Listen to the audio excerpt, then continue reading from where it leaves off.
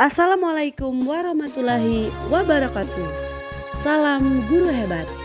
Perkenalkan, saya Rustina Haryati, calon guru penggerak angkatan 11 dari Kabupaten Ogan Komering Ilir.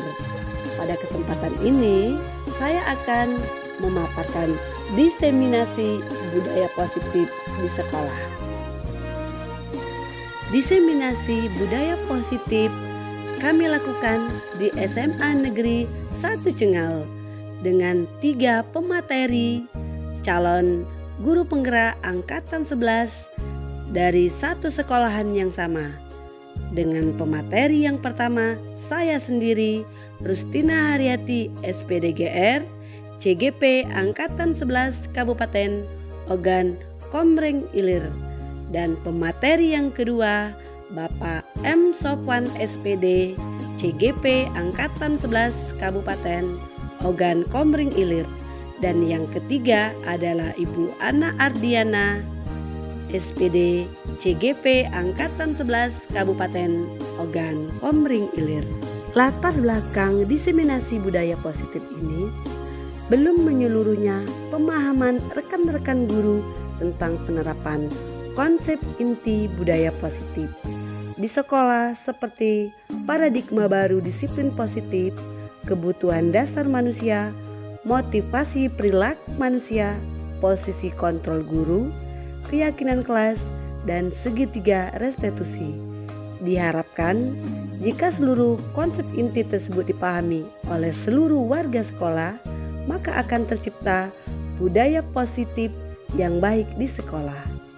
Murid tidak suka peraturan karena selama ini ketika mereka melakukan pelanggaran maka mendapatkan hukuman, dan cenderung membuat mereka malu dan merasa tertekan. Tujuan aksi nyata pada modul 1.4 budaya positif yaitu menumbuhkan budaya positif di sekolah dengan meyakini nilai-nilai kebajikan universal serta meningkatkan pengetahuan dan pemahaman tentang budaya positif. Yang kedua, menciptakan murid yang merdeka dan disiplin diri yang kuat, serta terbentuknya motivasi intrinsik pada murid dengan pembuatan keyakinan kelas.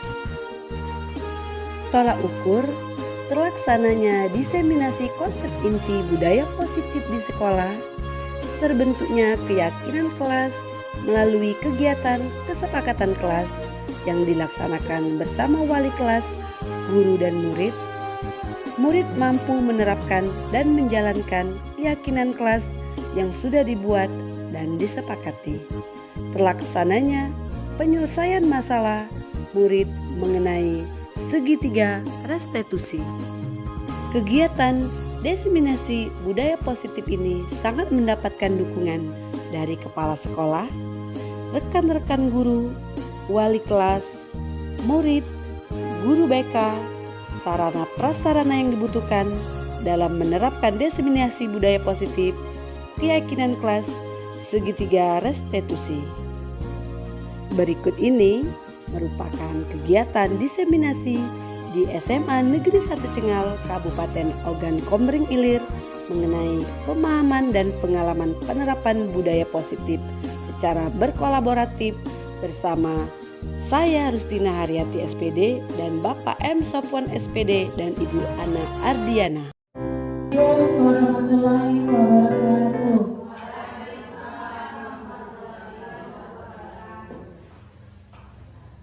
Alhamdulillah, ya Rabbil Alamin, kita masih diberi kesempatan untuk melaksanakan diseminasi aksi nyata budaya positif untuk calon penggerak angkatan 11.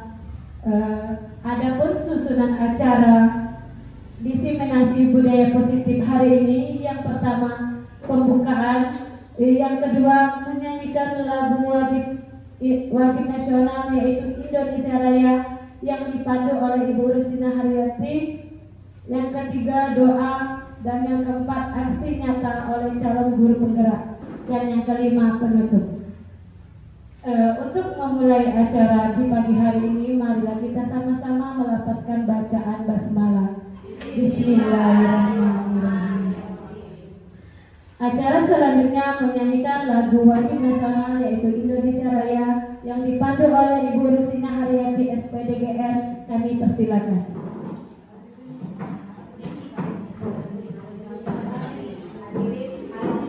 Hadirin dimohon berdiri.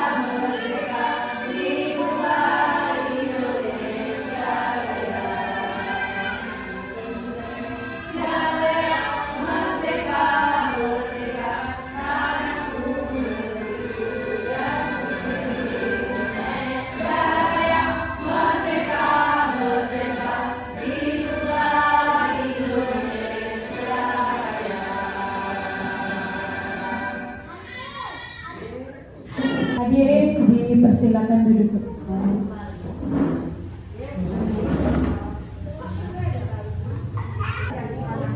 Baiklah, acara selanjutnya yaitu doa yang akan dipandu oleh Bapak Muhammad Sofwan SPD. Kepada Bapak kami persilakan. Bismillahirrahmanirrahim. Assalamualaikum warahmatullahi wabarakatuh. Sebelum kita melakukan kegiatan hari ini, mari kita berdoa semoga kita dalam keadaan. A'udzubillahi minasyaitonir rajim. Bismillahirrahmanirrahim. Hamda syakirin hamda yu'ti nikmati malidah. Ya Rabbana lakal hamdu kama yanbaghi li jalali wajhika wa sultanik. Allahumma shalli ala sayyidina Muhammad wa ala ali sayyidina Muhammad. Allahumma inna nas'aluka salamatan fid din wa ba'da fil jasad wa jannatan fil ilmi wa barakatan fil rizqi wa taubatan qabla al-maut wa rahmatan indal maut wa maghfiratan ba'dal maut. Allahumma hawwin alaina fi syakaratil maut wa najata minan nari wal fa'idal hisab. Rabbana atina fid dunya hasanah wa fil akhirati hasanah wa qina adzabannar. Subhana rabbika rabbil izzati amma yasifun wa salamun alal mursalin walhamdulillahi rabbil alamin. Taqabbal minkum. Terima kasih kepada Bapak Sofwan. Semoga kita senantiasa diberi nikmat sehat oleh Allah Subhanahu wa taala. Untuk acara selanjutnya yaitu aksi nyata oleh calon guru penggerak. Untuk pemaparan materi pertama yaitu narasumber kita Rustina Haryati SPDGR. Kepada beliau kami persilakan. Terima kasih untuk moderator Ibu Ana Ardiana SPD yang telah memberikan kesempatan saya untuk memaparkan materi. Iya Bapak Ibu, selamat pagi Bapak Ibu. Alhamdulillah. Sebelumnya saya sebagai narasumber pada kesempatan ini mengucapkan terima kasih kepada Bapak Ibu guru yang telah sempat hadir pada kesempatan ini. Langsung saja ya Bapak Ibu ya, di sini saya akan memaparkan ya diseminasi budaya positif. Bisa juga ya Bapak Ibu, ini adalah tugas kami sebagai calon guru penggerak di angkatan 11 itu ada diseminasi itu adalah pemaparan seperti itu. Di sini bisa dilihat oleh Bapak Ibu aksi nyata diseminasi budaya positif. Ya Bapak Ibu ya. Jadi sebelum memulai kegiatan ini Bapak Ibu, di sini kami akan memperkenalkan aksi nyata kami itu dari 3 narasumber. Itu kebetulan yang pertama itu adalah saya sendiri, Rusina Haryati. Selanjutnya ada narasumber yang kedua Bapak M. Sofwan, dan yang ketiga narasumber yang ketiga adalah Ibu Ana Ardiana. Kebetulan kami satu fasil sehingga kami bisa berkolaborasi dalam kegiatan aksi nyata atau praktik baik pada kesempatan ini.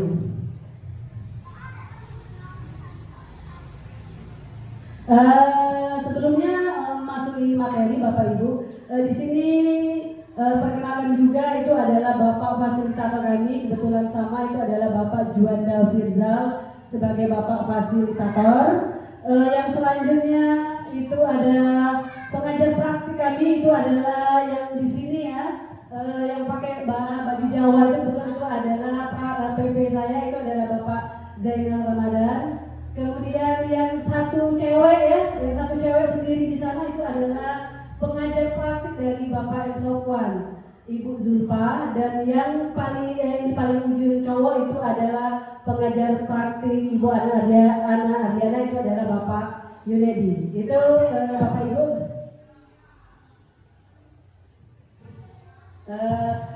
Sebelum memulai pemaparan diseminasi budaya positif Bapak Ibu, biasanya ya kita memulai hal itu biasanya harus mengadakan kesepakatan untuk di forum ini. Jadi mungkin ada kesepakatan apa biasanya seperti itu. Jadi kalau kita di dalam kelas juga biasanya kalau mulai belajar itu kita sudah melakukan kesepakatan apa yang akan kita beri kepada peserta didik seperti itu. Dan untuk kesempatan ini mungkin dimulai dari kesepakatan forum diseminasi.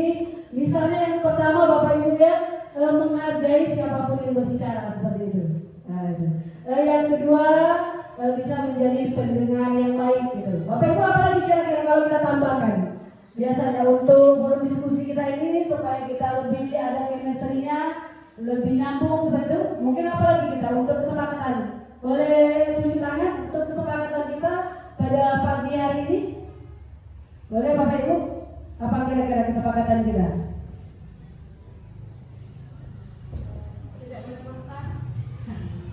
Kebetulan kita hadirkan makan, tetap boleh makan ya Bapak Ibu ya. Jadi santai saja ya dalam destinasi ini. Mungkin ada yang lain mungkin ya, gitu.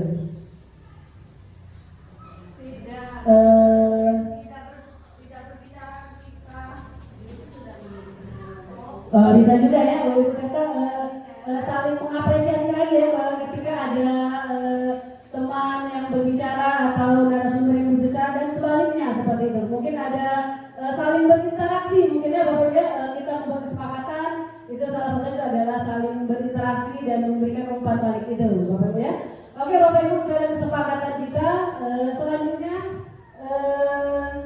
ya Bapak Ibu ya. Jadi sebelum kita supaya kita lihat pada pagi hari ini Bapak Ibu mungkin mohon apresiasinya juga ya untuk kita mungkin senyum dulu mungkin ya. Senyum dulu selama 30 menit karena senyum itu adalah ibadah. Iya, kelamaan ya, kelamaan dalam 30 menit itu adalah 30 itu memang disengaja dari berarti memang masih fresh nanti ya itu. Ya Bapak Ibu ya, mari kita senyum dulu selama 30 detik. Iya. Terima kasih untuk Bapak Ibu kesempatannya ya. Kalau Pak Iwan sudah sangat manis sekali senyumnya ya. Selanjutnya Bapak Ibu ya. Nah, untuk selanjutnya Bapak Ibu, jadi untuk destinasi itu adalah budaya positif. Jadi budaya positif ini budaya yang harus kita terapkan di SMA Negeri 1 Cengal, khususnya sekolah kita yang tercinta ini. Bagaimana kita menerapkan budaya positif di lingkungan maupun di kelas seperti itu. Nah, di sini Bapak Ibu ya. Jadi disiplin positif itu Bapak Ibu ya. Jadi kami di sini bertiga itu akan memaparkan 6 materi seperti itu, 6 materi dalam bentuk praktik baik di sini. disiplin positif atau motivasi perilaku manusia itu yang akan dipaparkan saya. Kemudian keyakinan sekolah atau kelas dan kebutuhan dasar manusia akan dipaparkan oleh Bapak M. Sofwan, dan posisi kontrol restitusi dan segitiga restitusi akan disampaikan oleh Ibu Ana Ardiana. Dimulai dengan materi saya itu adalah disiplin positif seperti itu Bapak Ibu. Jadi disiplin positif itu adalah seorang guru yang harus memiliki. Oke Bapak Ibu, tadi saya lupa memberikan sebelum masuk materi Bapak Ibu, saya ingin menoleh ke belakang terlebih dahulu ya, bahwa kita ini ada seorang pelopor Indonesia yang beliau itu adalah tokoh yang melaporkan pertama di Indonesia. Siapa itu Bapaknya? Ya, Ki Hajar Dewantara Bapak Ibu. Kita sebagai seorang pendidik harus selalu menyampaikan kepada peserta didik kita bahwa Ki Hajar Dewantara itu adalah salah satu tokoh pendidikan Indonesia.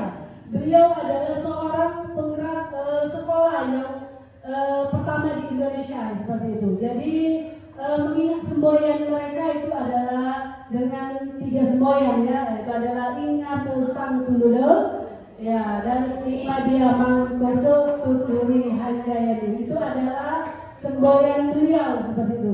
Jadi kita banyak belajar tentang pendidikan tentunya dari beliau lah, bahwa arti dari semboyan tersebut itu ada 3 kalau kita lihat.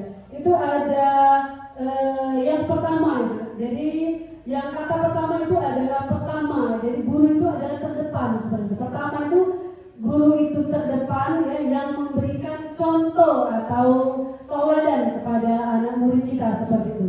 Yang kedua itu Imadia Mangkoso itu adalah di tengah juga. Kita juga bisa walaupun terdepan bisa juga posisi kita di tengah seperti itu. Memberikan apa itu? Memberikan suatu membangun seperti itu. Kita harus membangun karakter peserta didik kita. Dan yang terakhir itu kita juga bisa berada di belakang. Untuk Uri Handayani, walaupun kita ada di belakang, kita harus memberikan semangat itu untuk anak-anak kita untuk lebih maju lagi. Itu adalah pelopor kita dan semboyan dari Ki Hajar Dewantara atau KHD. Kemudian kita sebagai guru, beliau juga mengatakan kita menganggap bahwa kita adalah seorang petani seperti itu. Kita seorang petani, kemudian kita ada suatu tanaman seperti itu. Kita anggap tanaman itu adalah anak atau peserta didik kita. Jadi bagaimana walaupun bibit kita tidak berkualitas, tapi kalau kita seorang petani yang memberikan cahaya yang bagus ya, kemudian juga pupuk yang bagus, kemudian peserta didik itu akan menjadi peserta didik yang berkualitas seperti itu. Nah, itu salah satu semboyan dari Ki Hajar Dewantara. Ya, langsung lagi pada materi selanjutnya Bapak Ibu ya, yaitu adalah disiplin positif. Jadi kita sebagai guru atau peserta didik harus menumbuhkan disiplin positif kita kepada peserta didik ya. Jadi seorang guru yang baik harus memiliki kemampuan dalam mewujudkan budaya positif di sekolah. Budaya positif tersebut dapat dijalankan dengan menerapkan konsep-konsep inti ya, atau seperti itu Bapak Ibu ya. Jadi kita sebagai guru harus mewujudkan gitu. Dengan apa kita mewujudkannya? Tentunya kita mewujudkannya dengan konsep yang ada di depan ini Bapak Ibu ya, dari disiplin positif tadi. Kita juga harus tahu motivasi peserta didik itu apa, kemudian kita harus memberikan keyakinan atau peraturan di kelas seperti itu. Kebutuhan dasar manusia juga kita harus tahu juga kebutuhan dasar siswa itu apa. Jangan kita tidak mengetahui kebutuhan dasar kemudian. Selanjutnya itu juga posisi kontrol. Kita juga harus mengetahui posisi kontrol itu, artinya kita harus tahu dengan posisi kita untuk mengontrol peserta didik, karena biasanya kita selalu ada permasalahan dalam anak-anak seperti itu. Nanti akan dijelaskan lebih dalam lagi oleh narasumber kita Bapak M. Sofwan dan Ibu Ana Ardiana seperti itu.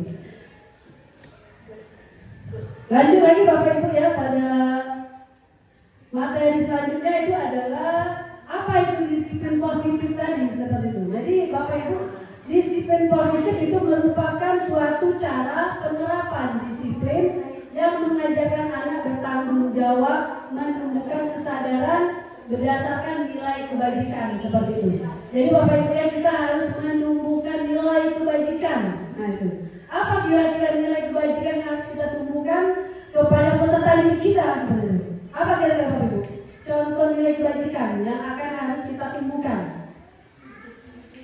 Apa kira-kira? Ya, disiplin waktu misalnya ya, bisa. Ya. Nah, disiplin waktu. Nah, itu ada salah satu ya nilai salah satu ya disiplin positif yang harus kita tanamkan gitu. Dan kembali lagi kita ke materi dari tokohnya Haji Lontara, kita harus mencontohkan terlebih dahulu. Jangan kita mengarahkan kepada anak-anak disiplin waktu, tapi kita tidak mampu gitu. Jadi memang kita harus dulu yang memberikan hal-hal positif tersebut. Apabila anak-anak peserta didik kita belum bisa melakukan disiplin positif, berarti kita harus berpikir lagi apa yang kurang, apa yang masih yang harus saya lakukan lagi untuk anak-anak tersebut seperti itu. Itu berhubungan dari nilai kebajikan, dan nanti akan banyak sekali nilai kebajikan pada materi selanjutnya. Nah, selanjutnya disiplin positif itu lebih ke arah disiplin diri yang dapat mengontrol diri dalam melakukan segala tindakan itu Bapak Ibu. Jadi disiplin positif itu ya, itu harus dari anak-anak seperti itu. Jadi kita harus menumbuhkan dulu. Jangan kita selalu memberikan disiplin dan sebagainya, tapi mereka tidak tumbuh dari dalam diri mereka. Jadi bagaimana peserta didik itu menumbuhkan disiplin itu pada dirinya begitu. Jadi kalau kita hanya tidak menumbuhkan atau meyakinkan dirinya, itu hanya lewat-lewat saja. Bahasa kita tuh masuk kiri keluar kanan seperti itu ya. Jadi memang harus ditumbuhkan dalam karakter anak tersebut, itu adalah disiplin positif. Selanjutnya kalau masih lagi berhubungan dengan disiplin positif, disiplin diri dapat membuat murid memahami dan menyadari berdasarkan motivasi internal, bukan akibat paksaan, ujian ataupun hukuman. Itu juga Bapak Ibu ya. Jadi maksudnya itu Bapak Ibu ya, disiplin diri itu harus ada kesadaran eksternal dan internal gitu. Nanti akan ada lagi penjelasan yang lebih panjang lagi di materi selanjutnya ya Bapak Ibu ya. Jadi kita itu jangan siswa itu jangan terlalu banyak dari eksternal. Nah, itu. Jadi arti eksternal itu anak-anak kalau kalian tidak mengerjakan tugas, berarti nilai kalian akan kurang. Itu dari eksternal itu artinya ya. Jadi bagaimana kita menumbuhkan yang internal seperti itu, yang memang pekerjaan itu memang murni dari dalam diri mereka seperti itu. Jangan kita terlalu banyak terlalu memaksa anak seperti itu. Jadi saya selama CGP ini Bapak Ibu banyak sekali pengalaman baik saya. Berarti selama ini saya itu selalu memaksa.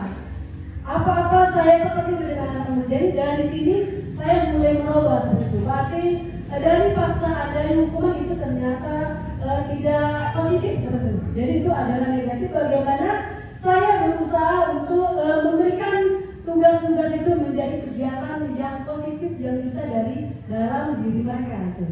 Itu Bapak Ibu nanti akan dijelaskan lagi yang lebih konkret contoh-contohnya mungkin ya Bapak Ibu ya. Masih senyum ya 30 detik tadi. Yang tadi Bapak ya.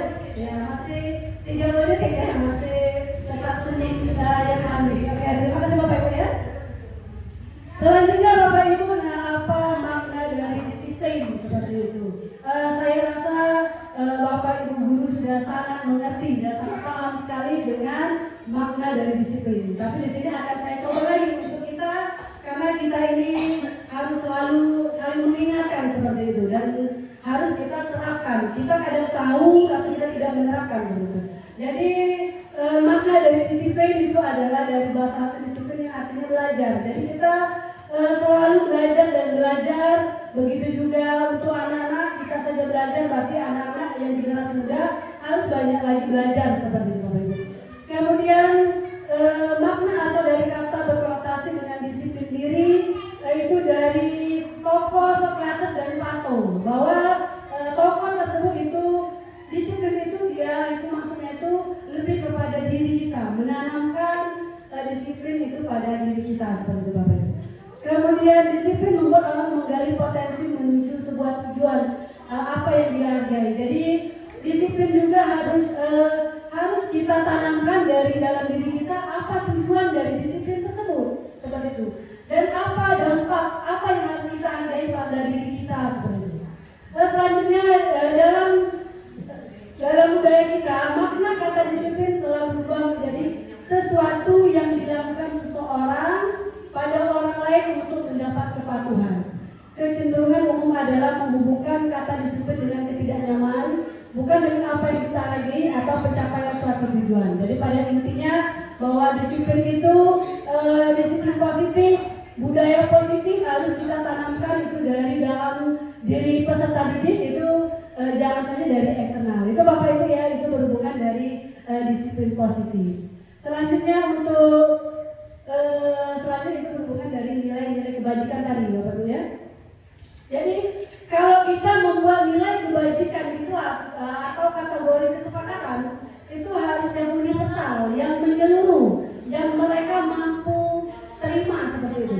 Jadi nilai kebajikan adalah sifat positif manusia yang merupakan tujuan yang ingin dicapai setiap individu. Jadi kita harus menanamkan kembali ya tujuan yang mulia pada peserta didik kita.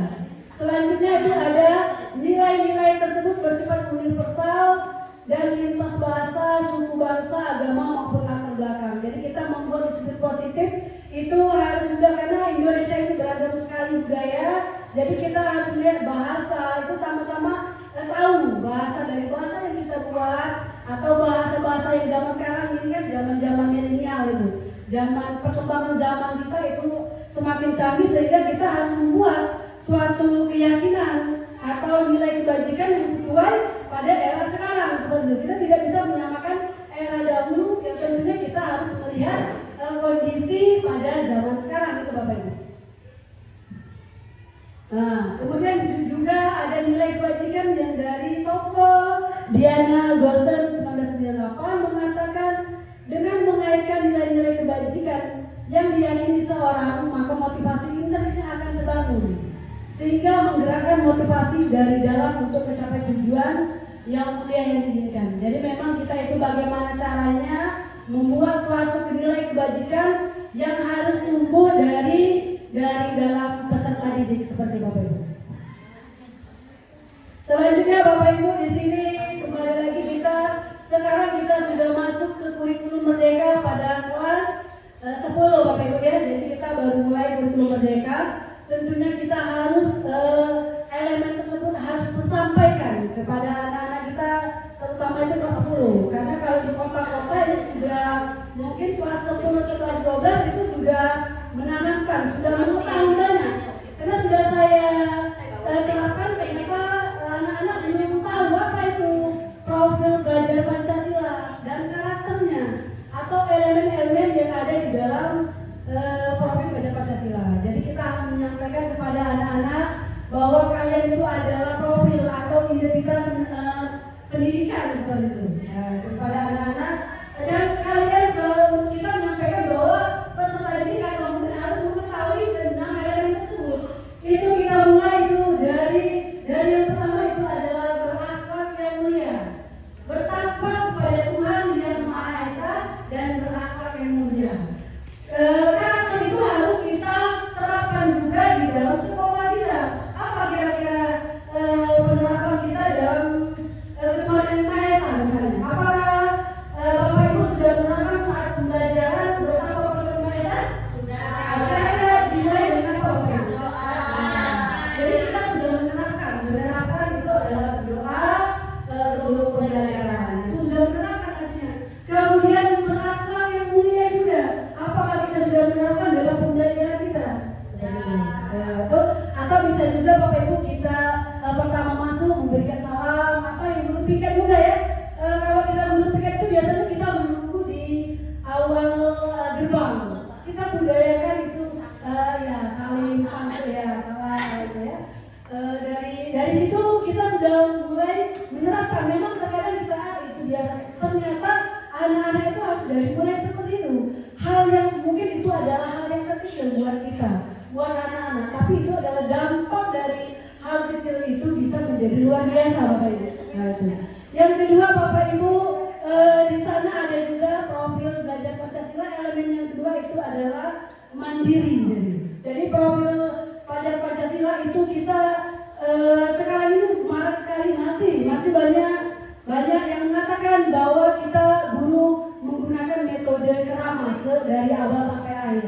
Bagaimana kita untuk merdekakan anak itu kita juga memberikan karakter mandiri. Jangan kita hanya banyak menyampaikan, namun setelah kita memberikan materi, peserta didik tidak mampu mengulangi kembali. Gitu. Jadi kita harus memandirikan peserta didik kita seperti itu dengan tugas-tugas, kemudian mungkin kita beri pertanyaan pemantik terlebih dahulu, kemudian mereka mampu seperti itu. Langsung dari mandiri itu langsung ke karakter elemen selanjutnya adalah bernalar kritis. Nah, jadi bernalar kritis itu artinya peserta didik itu dari pemantik itu dia mulai berpikir kritis. Oh, saya ini harus bisa. Memang banyak pengalaman kita tidak bisa Bu, seperti itu jawabnya.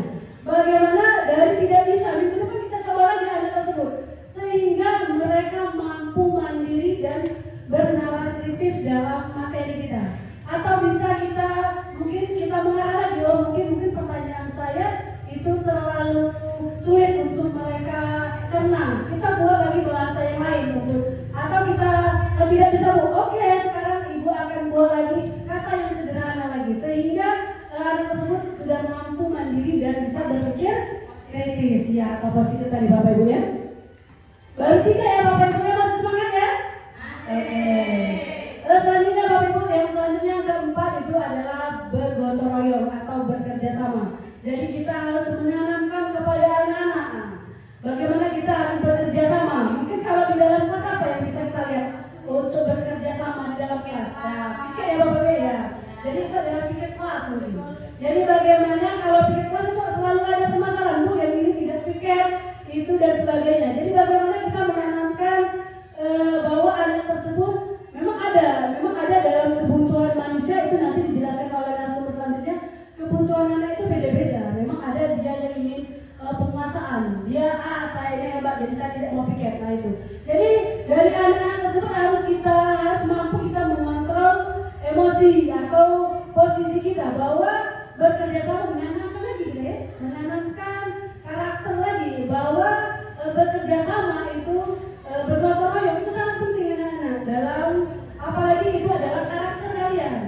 Kalau kalian tidak bekerja sama tidak akan selesai dan sebagainya ya.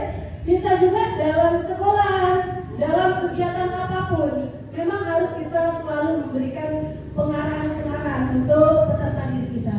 Yang selanjutnya yang keempat itu adalah kreatif sebenarnya. Jadi siswa juga diwajibkan seperti itu. Jadi kita harus mampu kreatif kepada peserta didik kita atau murid kita untuk jadi mereka harus kreatif apalagi pada zaman sekarang ini teknologi ya. Jadi kalau teknologi ini kita tidak apa-apa karena dalam posisi kontrol juga ya. Kita jangan terlalu menganggap bahwa guru itu sebenarnya mampu semuanya. Zaman sekarang itu lebih canggih itu anak-anak ya, karena anak-anak itu adalah zaman milenial. Zaman sekarang tidak apa-apa kita menganggap anak-anak itu adalah teman. Berat anak-anak mungkin kalian ada yang karena zaman sekarang ini adalah aplikasi yang canggih. Pasti ibu rasa kalian sudah pernah membuat aplikasi tersebut seperti itu. Nah, jadi tidak apa-apa kita menganggap anak-anak sebagai teman juga.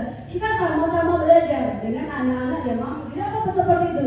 Jadi sama-sama mendapatkan karena zaman sekarang ini itu adalah zaman yang semakin canggih dengan digital itu. Selanjutnya yang terakhir Bapak Ibu pada yang profil belajar Pancasila elemen terakhir itu adalah berkebinekaan global gitu. Jadi kembali lagi pada pernyataan sebelumnya bahwa Indonesia ini banyak sekali suku, bangsa, adat dan sebagainya. Apalagi daerah kita itu banyak orang Medan misalnya masuk orang Sulawesi. Bagaimana kita membuat suatu karya bergabung dengan kebinekaan global atau dengan daerah-daerah dan negara-negara seperti itu. Jadi kita harus menyatu dengan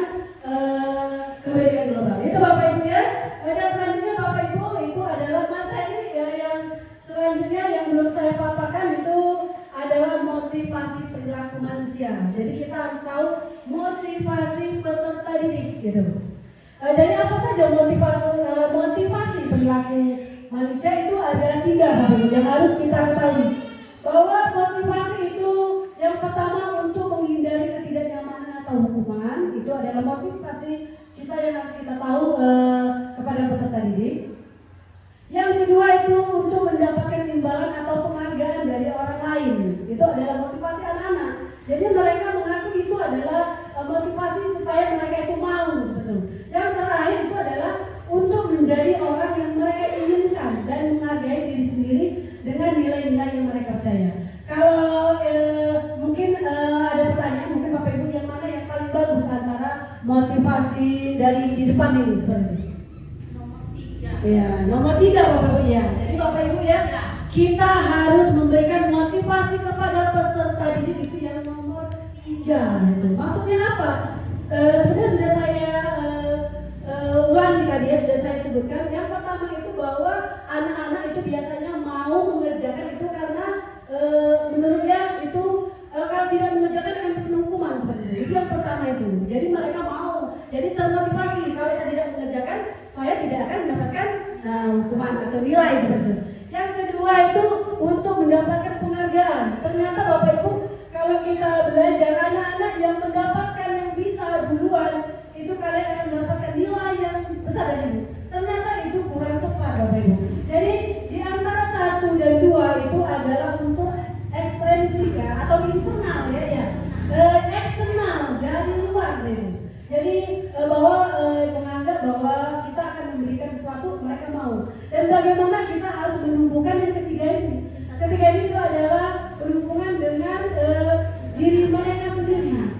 Kita harus menanamkan anak-anak, kalau kalian tidak mengerjakan, berarti kalian itu kalian tidak bisa mengerjakan atau kalian tidak mampu. Bagaimana Ibu memberikan nilai seperti itu. Jadi kita memahami anak, oh kalau saya tidak, jadi mereka jadi benar-benar bagaimana saya harus tujuan saya sekolah ini harus belajar betul. Jadi memang itu yang kita tumbuhkan, menanamkan kepada peserta didik itu bahwa nilai-nilai yang kita tumbuhkan mereka percaya itu adalah untuk keterbaikan mereka, terbaik untuk mereka dan bukan untuk orang lain seperti itu. Itu ya Bapak Ibu ya, untuk motivasi perilaku manusia. Jadi Bapak Ibu ya, jadi ini adalah selanjutnya itu dari Ki Hajar Dewantara yang terakhir mungkin Bapak Ibu ya, karena waktu juga nanti akan disambung juga dari narasumber selanjutnya. Ki Hajar Dewantara bahwa merdeka itu artinya tidak hanya terlepas dari perintah itu jadi bukan merdeka itu anak-anak itu harus mendapatkan perintah. Bagaimana peserta didik atau murid kita itu melainkan tetapi juga cakap untuk merintah diri sendiri. Mereka harus mampu merintah diri sendiri itu seperti itu. Jadi jangan hanya diperintahkan. Bagaimana kita menumbuhkan bahwa anak-anak mau itu memang benar-benar dari keinginan anak-anak tersebut. Itu Bapak Ibu ya.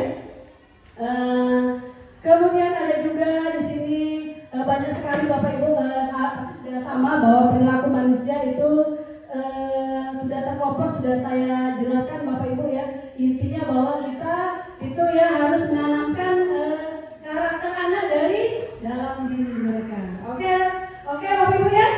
Apakah ada pertanyaan Bapak Ibu? Karena selanjutnya ini untuk materi selanjutnya itu keyakinan kelas itu akan disampaikan oleh narasumber selanjutnya. Mungkin sedikit mungkin apa yang didapatkan mungkin dari materi yang saya sampaikan tadi. Mungkin satu orang Bapak Ibu yang ingin menyampaikan apa kira-kira materi yang atau pemaparan yang bisa disimpulkan Bapak Ibu ada?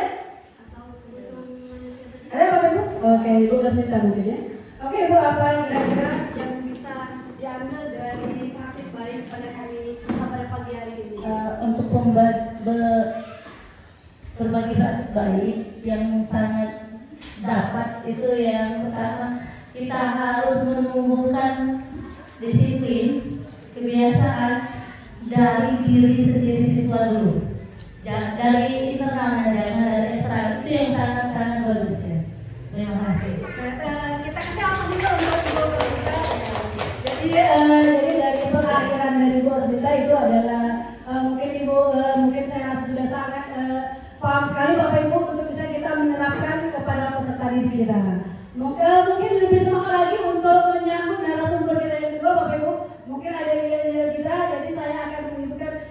Negeri Satu Cingau, mungkin Bapak Ibu bisa yes itu. Oke Bapak Ibu ya, SMA Negeri Satu Cingau. Ya, terima kasih Bapak Ibu dan sangat luar biasa, masih semangat sekali. Mungkin itulah yang dapat saya sampaikan pada destinasi budaya positif. Saya Ainia, assalamualaikum warahmatullahi wabarakatuh. Warahmatullahi wabarakatuh. Moderator untuk Pemaparan materi yang sangat luar biasa dari narasumber kita. Kita kasih aplaus sekali lagi untuk narasumber kita. Ya Bapak Ibu yang hebat, Bapak Guru hebat, kita kembali lagi ke acara kita, yaitu selanjutnya kita panggil narasumber kedua kita yang akan memaparkan materi keyakinan kelas dan kebutuhan dasar manusia yang akan dijelaskan atau dipaparkan oleh narasumber kedua kita, Bapak M. Sofan SPD. Kepada Bapak kami persilakan.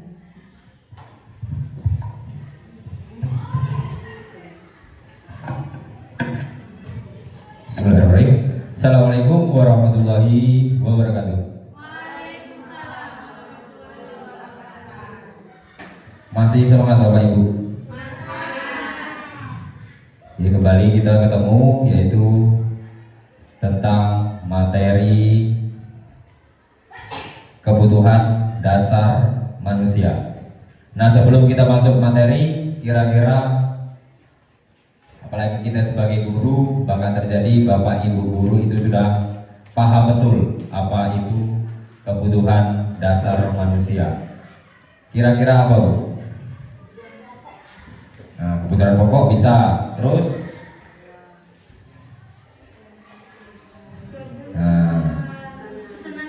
kebutuhan kesenangan, kebutuhan kebebasan, termasuk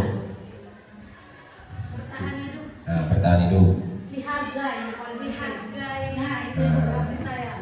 Terus pernyataan ketika seorang murid melakukan suatu perubahan yang bertentangan dengan nilai kebajikan atau melanggar peraturan, hal itu sebenarnya dikarenakan mereka gagal memenuhi kebutuhan dasar mereka. Nah, ini kebutuhan dasar manusia. Yang pertama, bertahan hidup, kasih sayang, rasa diterima, dan penguasaan. Kebutuhan fisiologis, kebutuhan sosial, kebutuhan penghargaan.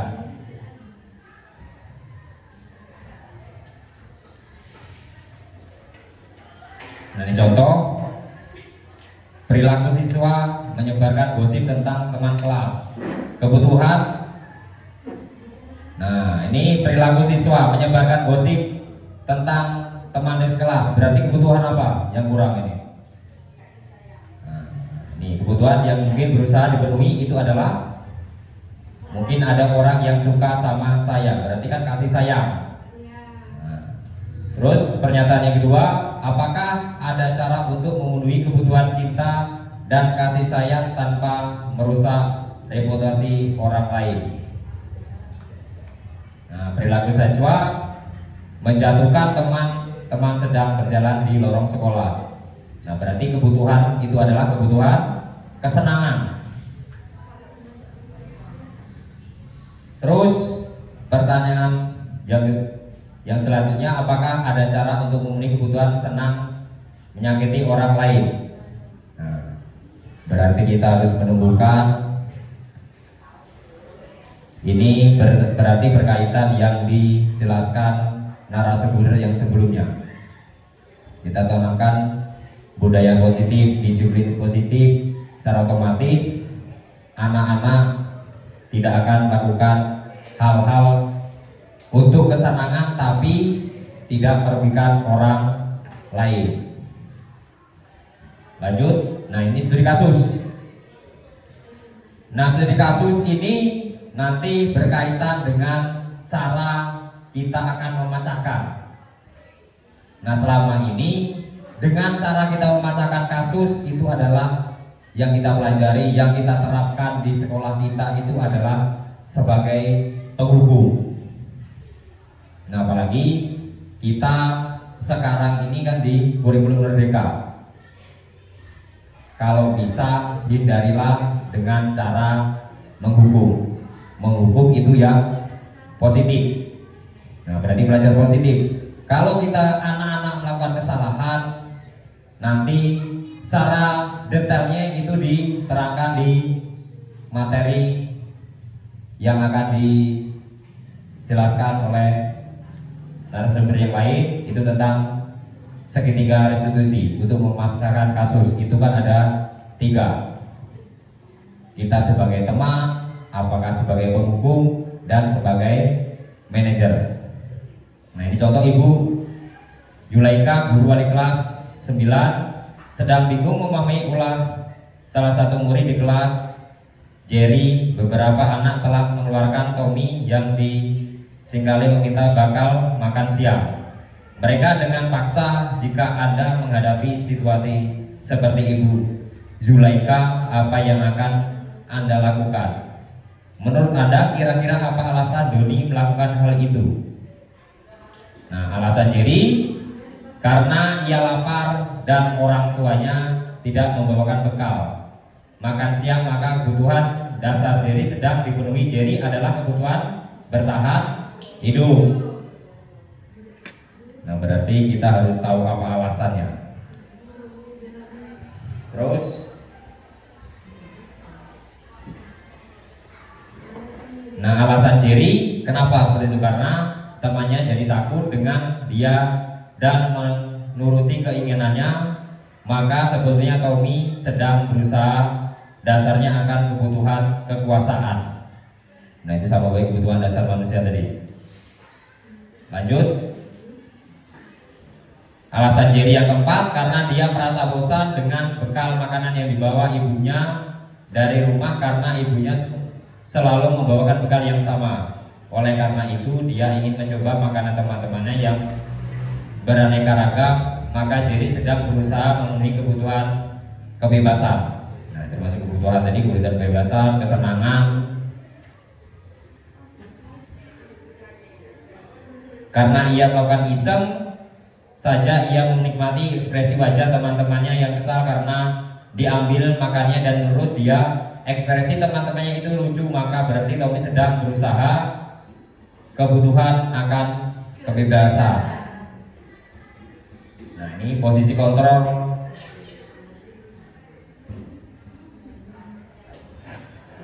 Oke, untuk materi selanjutnya yaitu keyakinan kelas.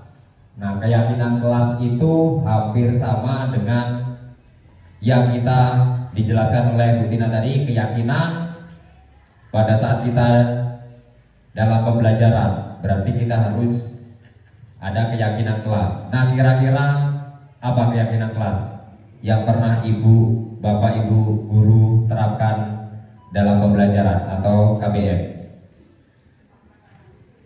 Keyakinan kelas itu sama dengan kesepakatan kelas. Nah, kira-kira apa keyakinan kelas dan kesepakatan kelas yang pernah Bapak Ibu terapkan dalam kegiatan belajar mengajar?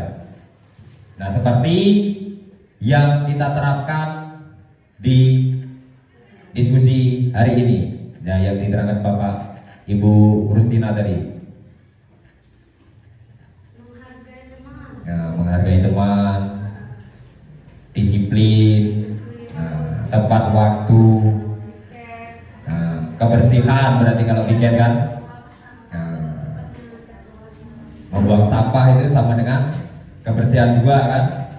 Datang tepat waktu, nah, disiplin termasuk. Nah, ini keyakinan kelas atau keyakinan sekolah. Guru berperan dalam mewujudkan terbentuknya keyakinan sekolah atau keyakinan kelas, adanya kesepakatan antara guru dan murid. Nah, berarti pada saat kita kegiatan belajar pembelajaran, di awal pertemuan ataupun diawali kita harus memberikan atau membuat keyakinan kelas ataupun keyakinan sekolah. Nah, berarti kita jangan berfokus pada narasumber ataupun guru.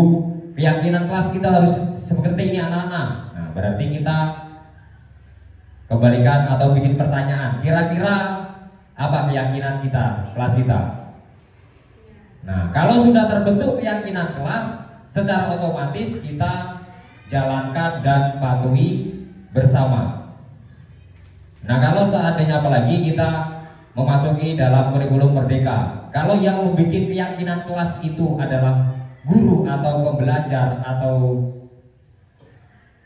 seorang guru, secara otomatis siswa itu tadi kan kita belajar dengan kebutuhan dasar manusia kan, butuh kebebasan, kebutuh kasih sayang dan lain sebagainya. Nah, dibutuh dihargai. Nah, secara otomatis keyakinan sekolah ataupun sekolah kelas, nah berarti secara otomatis yang kita bikin bersama-sama guru dan murid. Nah, berarti nanti contohnya kalau kita sudah bikin pertanyaan, kira-kira apa keyakinan kelas yang kita sepakati. Nah, kita bikin contoh seperti ini. Nah, kita tuliskan keyakinan kelas. Nah, habis itu ditempel, bla bla bla bla, sudah banyak keyakinan kelas, baru kita pilih. Secara otomatis setiap anak itu kan keyakinan ataupun ini berbeda-beda kan. Walaupun seandainya disiplin, dan disiplin kan banyak, Pak atau Bu datang telat waktu, terus tidak boleh terlambat dan lain sebagainya, itu kan disiplin. Seandainya kebersihan, buang sampah di tempatnya, jangan membuang sampah seenaknya, itu termasuk kebersihan dan lain sebagainya. Nah, berarti sudah lanjut. Nah, ini kesepakatan, contoh kesepakatan kelas. Yang pertama, dengarkan dulu, tidak boleh memakan di kelas, ini kan termasuk menjaga kebersihan kan. Meminta maaf jika melakukan kesalahan, tidak boleh masuk fasilitas orang yang tidak ada di sekolah, tidak masuk harus membawa surat izin. Nah, karena tidak boleh membuang sampah di kolong meja. Nah, ini kan termasuk kebersihan poin-poinnya. Nah, ini mengapa tidak peraturan saja, mengapa harus keyakinan kelas. Nah, kenapa tidak peraturan tapi keyakinan? Apa bedanya peraturan dan keyakinan, Bapak Ibu?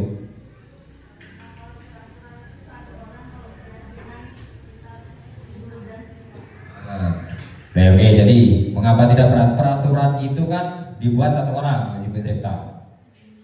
Nah, pada intinya peraturan itu adalah yang diyakini ataupun ditetapkan oleh satu orang. Contoh, kita seandainya nanti, yuk kalau bisa kita sebagai guru kan suatu saat menjadi pimpinan.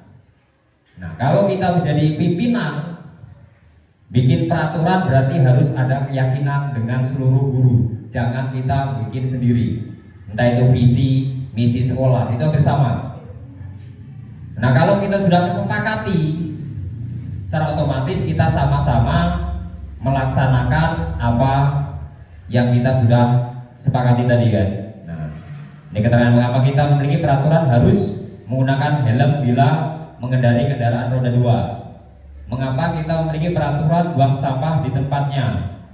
Mengapa kita memiliki peraturan harus datang tepat waktu pada saat mengikuti pelatihan. Nah, untuk mendukung motivasi intrinsik kembali ke nilai-nilai keyakinan, karena akan lebih mengarah seorang dibandingkan mengikuti serangkaian peraturan. Nah, seperti tadi kan. Nah, peraturan kalau yang dibuat satu orang ataupun seorang guru, secara otomatis anak-anak tadi kan tidak diberikan kebutuhan dasar manusia. Kalau sudah kita sepakati antara guru dan murid, secara otomatis kita bisa sama-sama melaksanakan apa yang sudah menjadi keyakinan sekolah atau keyakinan kelas. Nah, ini contoh peraturan tadi ya, keyakinan. Nah, ini peraturan contoh, selalu kembali buku ke tepat waktu. Nah, kira-kira keyakinan kelas apa yang kita tuju? Nah, selalu kembalikan buku ke tempatnya.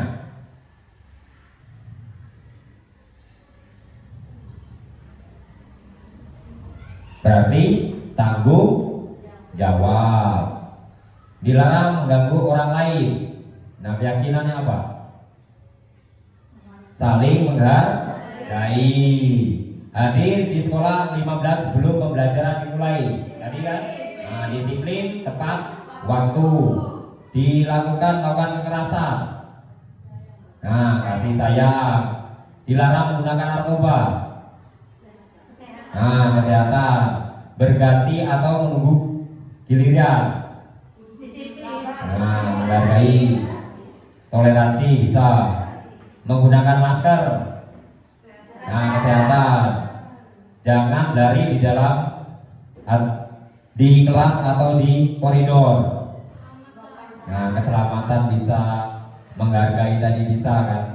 Tergantung pada saat pelaksanaan. Kalau di dalam kelas ataupun di ruangan itu ada pertemuan dan sebagainya kan berarti menghormati. Kalau seandainya tidak berarti untuk keselamatan. Nah, budaya positif, lingkungan positif, keyakinan kelas, peraturan kelas. Nah, keyakinan itu bersama dengan peraturan kan. Kalau sudah kita adakan keyakinan, secara otomatis menjadi peraturan yang kita sepakati dan kita jalankan bersama. Nah, ice breaking biar tambah semangat. Biasanya ice breaking silakan dibikin oleh Ibu Tina. Pada Bu Tina kami persilakan.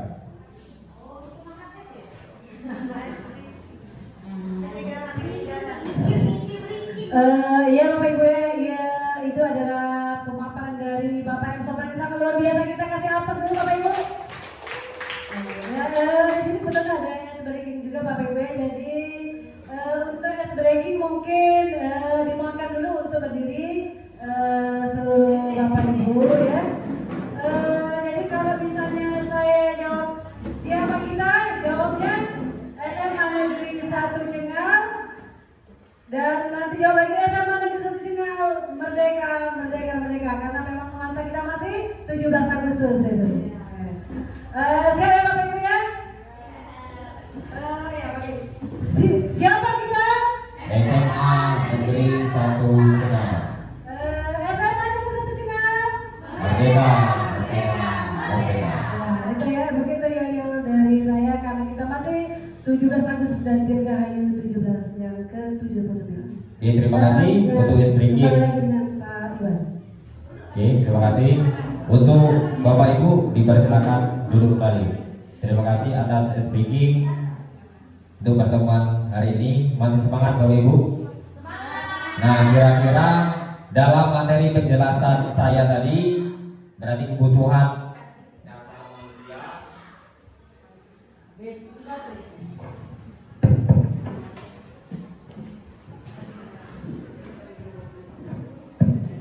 Nah, yang pertama adalah kebutuhan dasar manusia dan kesepakatan atau keyakinan kelas.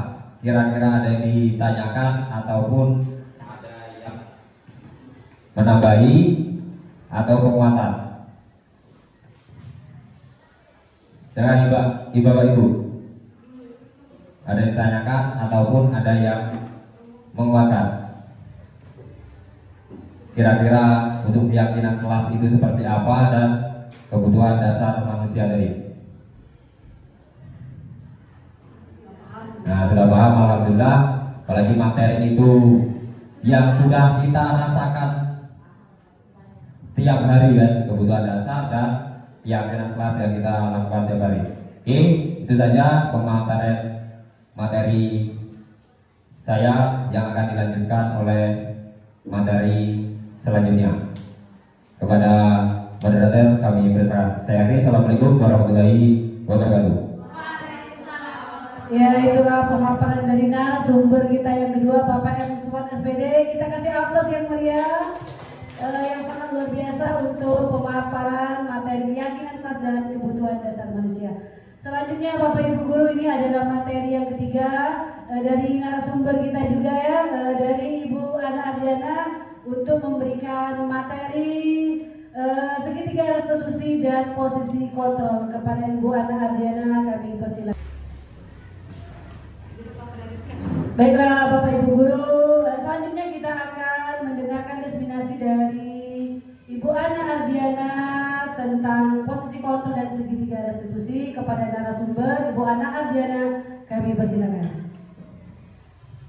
Terima kasih untuk moderator. Baiklah Bapak Ibu, saya akan memaparkan tentang posisi kontrol restitusi. Sebelum memulai materi, kita akan mengadakan ice breaking dulu biar lebih semangat.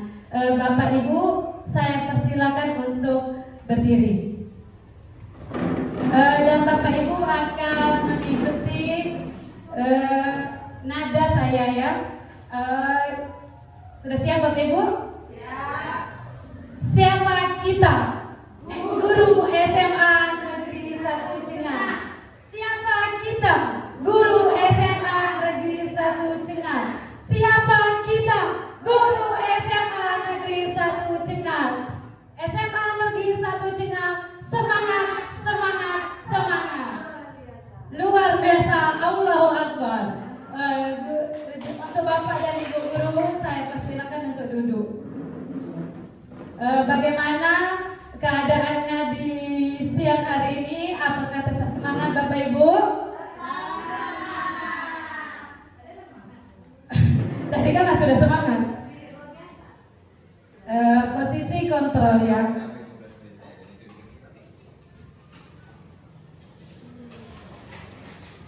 Oh maaf Bapak Ibu, bukan posisi kontrol ya.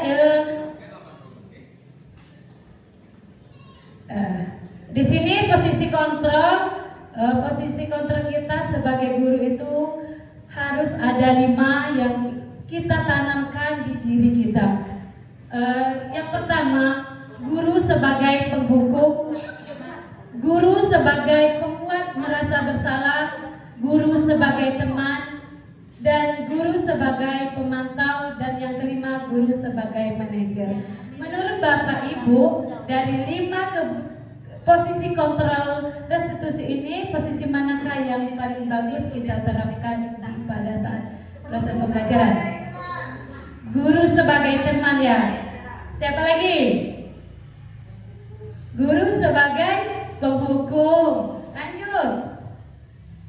Guru sebagai pemantau. Kita untuk lebih memahami pemahaman kita tentang posisi kontrol restitusi ini, kita akan melihat cuplikan dari video ini.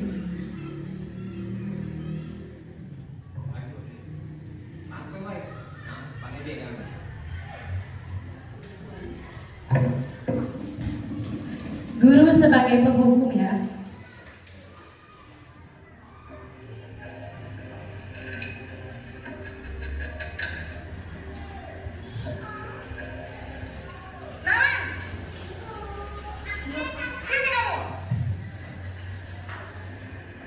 Selamat pagi Bu. Selalu terlambat. Kamu deh, pasti terlambat. Maaf Bu, saya Apa? Apa coba? Alasan kamu apa lagi? Kapan sih kamu tidak terlambat? Malas sekali ya kamu jadi anak. saya Dasar pemalas. Gak kapok-kapok sih kamu. Sudah berapa kali terlambat? Sana, kamu keliling lapangan basket 2 kali. kenapa saya harus keliling lapangan basket Bu? Kenapa? Kamu melawan ibu? Berani-beraninya jawab. Sudah terlambat, masih berani jawab pula. Sekarang, keliling lapangan basket 5 kali sekalian. Biar kapok. Cepat. Pergi sana ke lapangan basket. Itulah posisi guru sebagai penghukum. Gimana Bapak Ibu? Apakah Bapak Ibu pernah merasa kesalahan siswa tersebut itu langsung kita tindak lanjut sebagai guru sebagai penghukum? Pernah kan? Pada saat pembelajaran, ketika kita sudah masuk pelajaran, tiba-tiba ada siswa yang datang terlambat. Jadi kita sebagai guru itu langsung merasa emosi karena kita sudah sampai mana materi, dia baru datang. Benar nggak Bapak Ibu? Itu posisi sebagai penghukum. Nah, masih banyak lagi, dan selanjutnya kita lanjutkan untuk cuplikan yang kedua, guru sebagai sebagai teman, agar kita merasa apakah pembelajaran yang kita terapkan sudah benar atau tidak.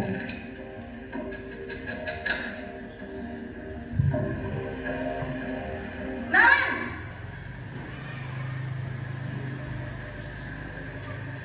Selamat pagi, Bu.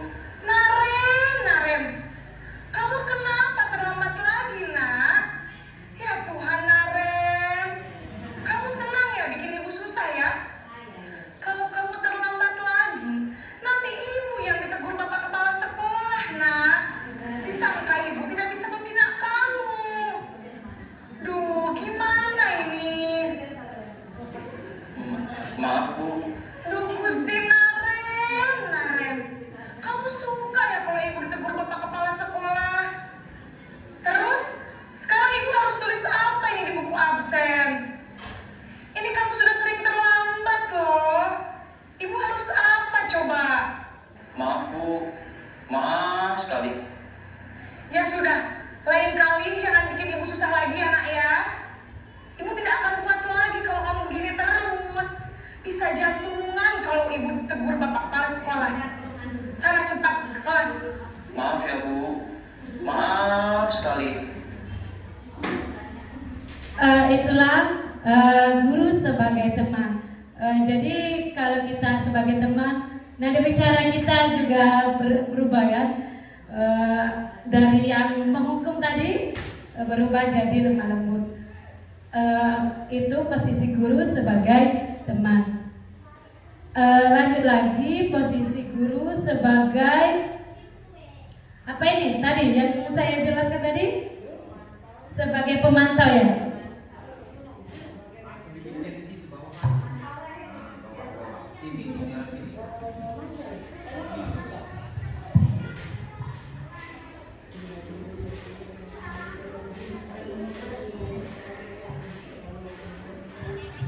Ini posisi guru sebagai pemantau ya.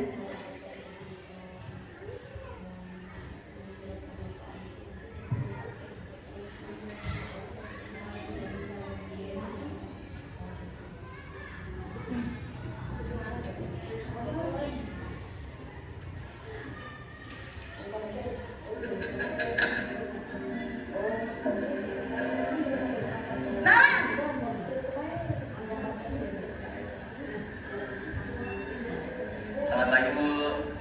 Wah, sudah jam berapa ini nak? Terlambat lagi ya sayang. Iya, Bu.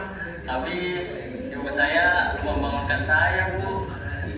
Kamu malah menyalahkan ibu kamu. Kamu bukannya anak yang marahnya paling kencang. Kok terlambat sih? Iya, Bu. Saya memang terlambat bangun tadi. Jadi, biarpun saya lari kencang, tetap gak kekejar, Bu. Ya sudah sana. Nanti lain kali larinya lebih kencang lagi ya. Biar gak terlambat lagi. Bikin seneng ibu. Demi ibu. Bisa kan? Bisa lah, Bu. Ya sudah sana masuk kelas. Ibu beresin urusan absen kamu. Kamu ini ada-ada saja. Itulah guru sebagai pemantau. Kita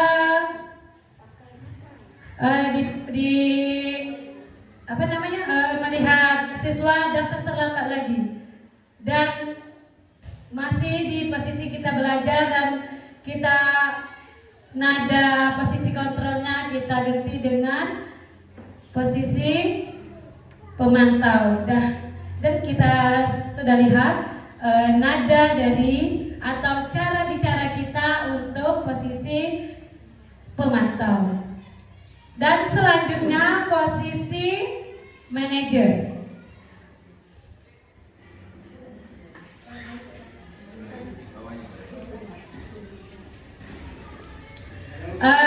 Selanjutnya posisi sebagai manajer ya. Itu memantau ya. Salah. Nah yang keempat, nah itu sebagai manajer.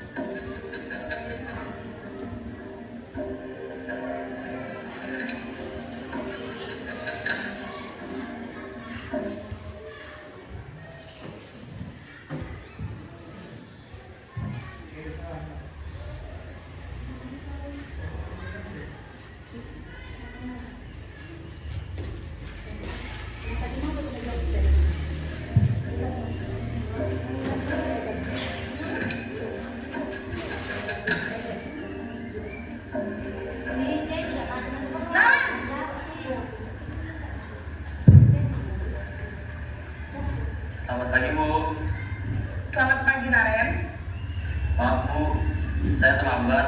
Iya, sekolah masuknya jam 7, sekarang sudah jam 7.20. Jadi sekarang bagaimana ini, Naren?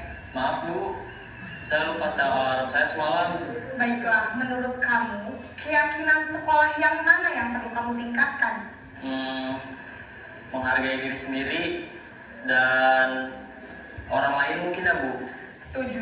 Jadi, apakah Naren meyakini prinsip saling menghormati tersebut? Iya Bu, saya meyakininya. Apakah Naren bersedia memperbaiki masalah keterlambatan ini? Bersedia Bu. Bagaimana kamu akan perbaiki masalah keterlambatan ini? Saya akan coba untuk tidak lupa menyetel alarm saya Bu.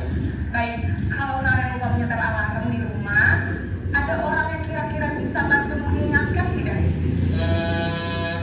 Ada Bu, kakak saya, Kak Emma. Ada lagi selain Kak Emma? Selain Kak Emma, ada ibu saya. Baik, jadi yang mengingatkan Naren adalah Kak Emma dan ibu kamu ya? Kira-kira akan mulai start alarm kapan nih Naren? Setelah pulang sekolah, akan segera saya lakukan. Baik, jadi Naren akan setel alarm untuk bangun besok pagi dan akan diingatkan oleh kakak dan ibunda Naren ya. Ada lagi yang mungkin perlu dilakukan Naren agar tidak terlambat bangun lagi? Tidak ada Bu. Baik Naren, terima kasih untuk kerjasama kamu. Sekarang kamu perlu kembali ke kelas untuk belajar. Baik Bu, terima kasih. Baiklah Bapak Ibu, menurut Bapak Ibu dari keempat posisi kontrol tersebut, yang mana yang baik kita terapkan? Manajer ya. Jadi dari posisi kontrol yang ada kita lihat dari cuplikan itu posisi kontrol manajer yang baik. Jadi saya harapkan untuk dapat diterapkan pada saat proses pembelajaran agar siswa kita merasa nyaman untuk mengikuti proses pembelajaran. 5 posisi kontrol: penghukum, pemantau, pemuat rasa bersalah tadi kan, teman dan manajer.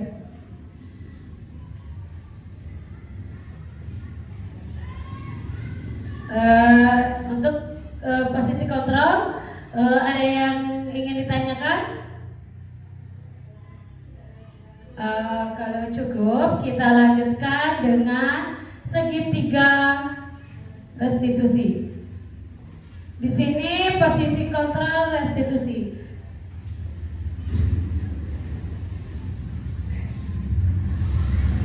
Di sini saya mengambil topik ada siswa yang datang terlambat dan saya akan mencarikan jalan keluar untuk masalah siswa yang sering datang terlambat. Segitiga restitusi.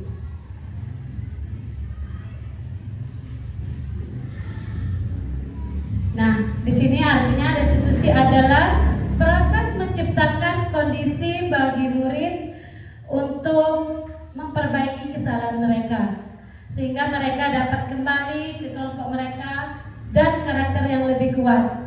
Gosen 2024. Nah, di sini juga ada 9 ciri-ciri dari restitusi. Yang pertama, belajar dari kesalahan. Belajar dari kesalahan bukan menebus kesalahan. Perlu dibedakan ya Bapak Ibu. Memperbaiki hubungan. Yang ketiga, menawarkan bukan memaksa. Dan keempat, restitusi diri adalah cara terbaik. Untuk yang kelima, menuntun untuk melihat ke dalam diri peserta didik atau murid kita. Mencari kebutuhan dasar yang mendasari tindakan. Kita mencari tahu bagaimana siswa tersebut itu bisa datang telat untuk ke sekolah. Yang ketujuh, berfokus pada karakter bukan tindakan. Berfokus pada solusi. Mengembalikan murid yang berbuat salah pada kelompoknya. seperti yang saya praktekkan dengan salah satu siswa kita. Nah, sebelum melihat cuplikan video ini, ada pun tahapan dalam segitiga restitusi itu adalah menstabilkan identitas. Yang kedua, validasi tindakan yang salah. Yang ketiga, menanyakan keyakinan. Jadi kita memproses atau nanti kita ketemu dengan salah satu murid yang ada masalah, kita bisa selesaikan dengan menggunakan segitiga restitusi dengan 3 cara di atas itu. Nah, menstabilkan identitas. Menstabilkan identitas itu dilakukan berdasarkan prinsip bahwa membuat kesalahan adalah bagian dari proses. Dan pembelajaran nantinya akan menggeser identitas gagal ke arah yang sukses. Nah, di sini saya mendapat laporan karena saya sebagai guru piket, saya mendapat laporan bahwa si Deca ini kelas 15 sering sekali datang terlambat. Nah, di sini tadi ada berapa segitiga restitusi itu? Ada 3. Yang pertama, validasi tindakan yang salah. Validasi tindakan yang salah dilakukan berdasarkan prinsip bahwa setiap perilaku berupaya memenuhi suatu kebutuhan tertentu. Misalnya kita mencari tahu bagaimana siswa itu bisa datang terlambat, jangan kita langsung mendis siswa tersebut. Nah, ini seperti kita bisa menanyakan kepada siswa tersebut, kamu pasti punya alasan mengapa melakukan apa yang penting bagi kamu. Kamu boleh tetap berusaha menjaga sikap itu, tapi tambahkan sikap yang lain agar dapat menyelesaikan permasalahan ini. Nah, selanjutnya menanyakan keyakinan kepada siswa tersebut. Menanyakan keyakinan bisa dilakukan dengan memberi pertanyaan bermakna kepada murid atau memotivasi siswa tersebut. Menanyakan keyakinan, misalkan apa nilai yang kita percayai di sekolah ini, yang dari tadinya kita sudah membuat keyakinan kelas kan. Jadi kita bisa mengaitkan dari siswa tersebut kenapa dia ini bisa datang terlambat. Nah, keyakinan apa yang kita sepakati. Nah, jadi siswa tersebut ini bisa mengingat keyakinan kelas bahwa dia telah melanggar. Kan di situ tadi itu ada datang tepat waktu. Di situ ada juga pertanyaan, kamu melakukan itu, kamu menjadi orang seperti apa? Jadi masih banyak pertanyaan-pertanyaan yang lebih bagus agar siswa tersebut itu termotivasi untuk datang ke sekolah agar tidak mengulangi kesalahannya.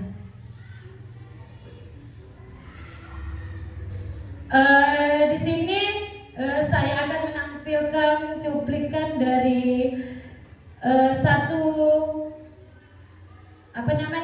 kegiatan saya yang saya ambil dengan siswa. Dibantu oleh Pak Iwan untuk teknisinya. Ini Pak, yang bawah dulu Pak.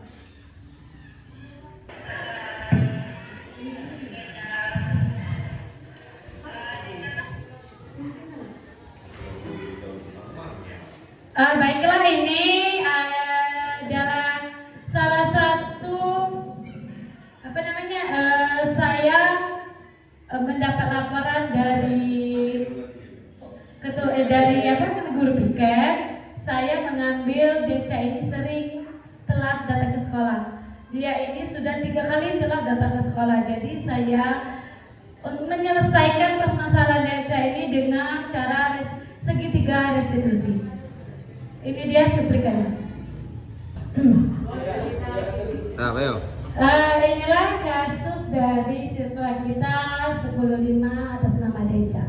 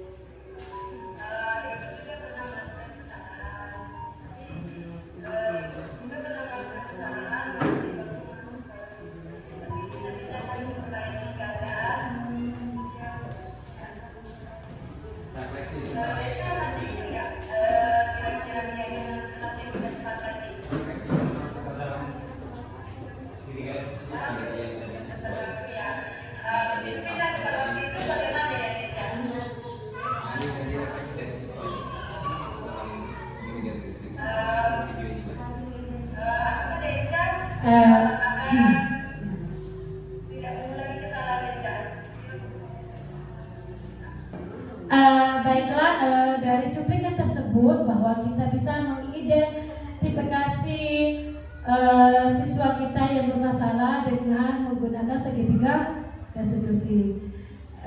Jadi kalau ada siswa yang bermasalah kita panggil, kita bisa menggunakan segitiga restitusi atau posisi kontrol kita sebagai guru. Di situ tadi posisi kontrol sebagai guru tadi yang paling bagus kita terapkan yaitu posisi sebagai manajer. Baiklah Bapak Ibu, dari kegiatan ini supaya nantinya bisa diterapkan pada saat pembelajaran.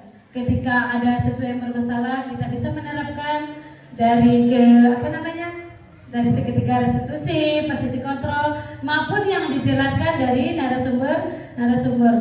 Dari budaya positif ini sudah cukup beragam ya. Kalau kita memperhatikan dari awal, kita tanamkan kepada diri kita, insya Allah kita akan membentuk siswa kita menjadi siswa yang lebih baik lagi, lebih merdeka untuk belajar dan sesuai dengan yang disebutkan oleh Ibu Rustina tadi, menurut Ki Hajar Dewantara, siswa itu mempunyai keunikan masing-masing. Jadi kita tidak bisa memilih-milih siswa itu, karena dia itu sebagai makhluk yang unik ya. Kita juga cara belajar kita memperhatikan siswa itu. Siswa itu kita juga ada itu kan, sesuai kuadrat alam dan kuadrat zaman. Dari pemaparan budaya positif untuk keseluruhan, apakah Bapak Ibu bisa merefleksikan yang Bapak Ibu dapatkan kepada satu atau dua guru? Kami persilakan. Maju. Baiklah Ibu, ini kami persilakan.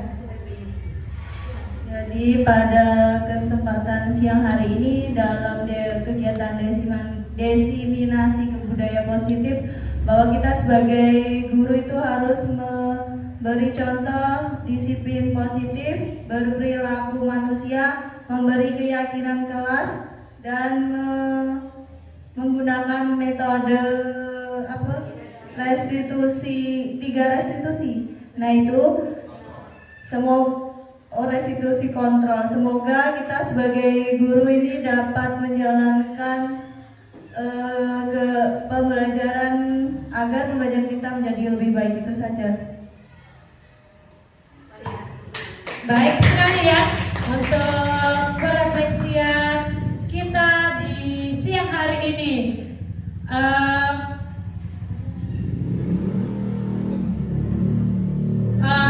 Mungkin itu saja pemaparan dari kami sebagai calon guru penggerak untuk berbagi praktik baik tentang diseminasi budaya positif. Langsung saja saya kembalikan kepada moderator Saya akhiri dulu. Assalamualaikum warahmatullahi wabarakatuh. Ya Bapak Ibu, itulah pemaparan dari narasumber kita yang ketiga. Kita kasih aplaus dulu untuk Ibu Ana Ardiana yang sangat luar biasa pada siang hari ini.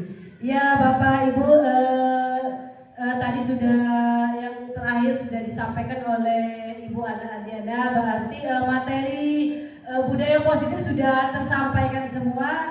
Itu adalah praktik baik dari kami bertiga. Semoga ada manfaat untuk kita semua. Mungkin kesimpulan sedikit ya dari budaya positif tersebut, bahwa tentunya kita seorang guru memang benar-benar menurut Kiai Dewantara juga ya, bahwa kita seorang guru itu memang kita pembelajaran kita harus berpihak kepada murid. Kemudian sudah disampaikan juga budaya positif. Budaya positif itu benar-benar harus kita terapkan kepada anak-anak dengan motivasi, perilaku peserta didik yang kita tekankan itu adalah internal ya Bapak Ibu ya. Kemudian Bapak Ibu juga kita harus melakukan setiap pertemuan apapun itu kita harus memberikan kesepakatan kelas atau keyakinan kelas agar forum kita itu akan menjadi lebih baik lagi dan dapat terlaksana. Dan yang terakhir itu adalah segitiga restitusi Bapak Ibu ya, bahwa kita di sekolah ini selalu terdapat permasalahan, sehingga kita sebagai seorang guru harus sangat bijak dalam menjadi seorang guru dalam tata bahasa. Setelah kita lihat itu tata bahasa di dalam segitiga restitusi. Ya itulah Bapak Ibu guru, pada kesempatan ini kami sangat berterima kasih banyak dalam kegiatan diseminasi budaya positif dan praktek baik kami. Mungkin ada kata-kata yang salah dari kami bertiga, kami mohon maaf dan tak lupa kami kepada Allah mohon ampun. Kami bertiga undur diri, kami akhiri. Wassalamualaikum warahmatullahi wabarakatuh. Dan terakhir untuk menutup kegiatan kita pada siang hari ini, marilah kita tutup dengan lafaz hamdalah. Alhamdulillah. Selesai dan jangan lupa kita makan siang terlebih dahulu. Mungkin kita makan siang enaknya di sini mungkin ya.